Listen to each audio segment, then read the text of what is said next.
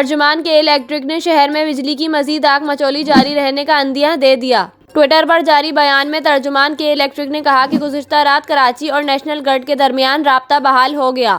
National grid से राब्ता बहाल होने पर सप्लाई मजीद बेहतर करने में मदद मिली है। तर्जुमान के मुताबिक अहम तनसीबात बशमूल एयरपोर्ट, अस्पताल और वाटर पंपिंग स्टेशन वगैरह पर बिजली बहाल की जा चुकी है। इस वक्त के इलेक्ट्रिक के तमाम ग्रिड्स फेल हैं, जबकि इलाकाई सतह पर बहाली का अमल जारी है। तर्जुमान का कहना था कि सिस्टम को स्टेबल रखने के लिए महदूद पैमाने पर आर्जी लोड मैनेजमेंट की जा सकती है।